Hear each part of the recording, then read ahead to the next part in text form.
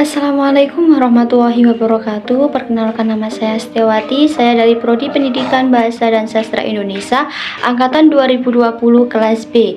Jadi di sini saya akan mengulas materi tentang penyuntingan media non cetak elektronik. Dibagi menjadi dua, ada jenis dan bentuk penyuntingannya.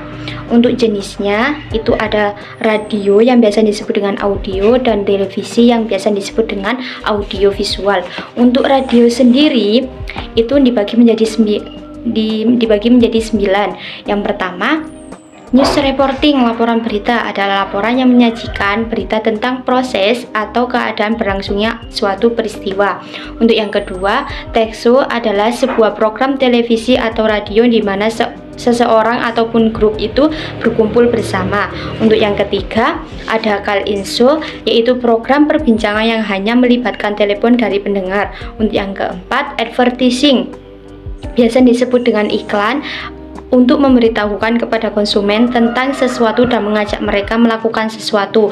Untuk yang kelima, education atau instruksional merupakan sebuah stasiun radio ini yang dimiliki oleh Balai Pengembangan Media Radio Kebudayaan Riset.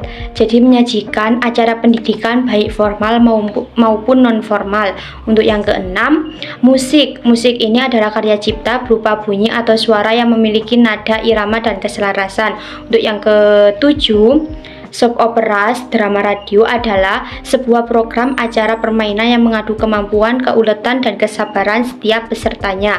Untuk yang kedelapan, game show yang biasa disebut dengan kuis adalah jenis program radio di mana anggota masyarakat, selebritas terkadang sebagai bagian dari tim ini memainkan permainan yang melibatkan menjawab pertanyaan atau memecahkan teka-teki.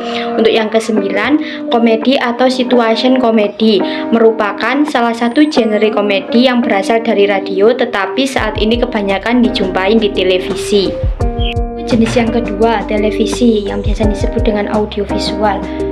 Ada news reporting, laporan berita ini itu melalui laporan yang melalui siaran televisi cepat mengenai fakta atau ide baru yang benar dan juga disampaikan dengan audio dan visual untuk menjelaskan sebuah informasi yang disampaikan. Untuk yang kedua, talk show merupakan sebuah program televisi atau radio di mana seseorang ataupun grup itu berkumpul bersama untuk mendiskusikan berbagai hal topik yang dipandu oleh seorang moderator. Untuk yang ketiga, call-in show merupakan format program di mana pemirsa atau pendengar ini diundang untuk menayangkan komentar langsung mereka melalui telepon. Untuk yang keempat, dokumentasi. Jadi penyajiannya itu dengan merekam berdasarkan kenyataan atau realitas bagaimana adanya. Untuk yang kelima, magazin tabloid merupakan kumpulan berita olahan atau berita investigatif. Untuk yang keenam, rural program dapat diartikan sebagai suatu program di setiap stasiun televisi yang ada di masing-masing daerah. Untuk yang ketujuh, advertising, yaitu iklan yang disiarkan melalui televisi yang sangat menarik karena merupakan kombinasi dari gambar, suara maupun gerak. Untuk yang kedelapan, education atau instruksional berfungsi sebagai penunjang kegiatan pendidikan dan sebagai media belajar atau sumber belajar. Untuk yang kesembilan, art and culture adalah siaran televisi yang menayangkan tayangan yang bersifat menonjolkan kebudayaan serta seni dari suatu daerah tertentu.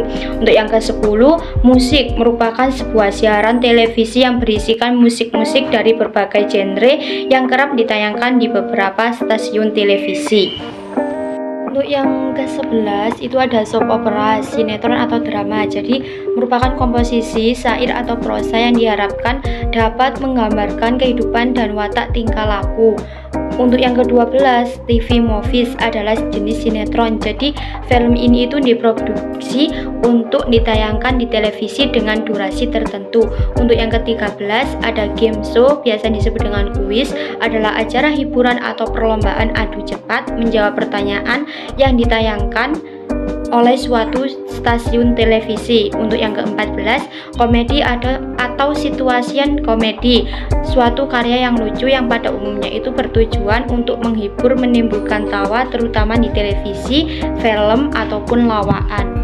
Baik, lanjut ke bentuk penyuntingan media non cetak. banyak acara dan program yang ditampilkan oleh stasiun radio maupun televisi yang perlu penyuntingan sebelum disiarkan ataupun ditayangkan. Jadi meskipun keduanya ini sama-sama media non cetak, keduanya memiliki karakteristik yang berbeda satu sama yang lain. Jadi di bawah ini diuraikan secara singkat penyuntingan baik yang ada di radio maupun di televisi. Untuk yang A, radio. Hal-hal yang perlu diperhatikan dalam penulisan naskah siaran radio adalah kesadaran bahwa naskah yang ditulis penulis akan dibicarakan penyiar dan harus terdengar seolah-olah penyiar tidak sedang membaca naskah tetapi berbicara kepada pendengarnya. Karakteristik naskah siaran radio adalah jelas, ringkas, sederhana, aktif, imajinatif, menghindari akronim, pembulatan angka, global, logis, bercerita, dan seek in posting. Jadi di atas sudah disebutkan mengenai karakteristik naskah siaran radio. Lanjut ke 2, televisi. Salah satu acara yang menjadi unggulan televisi adalah berita.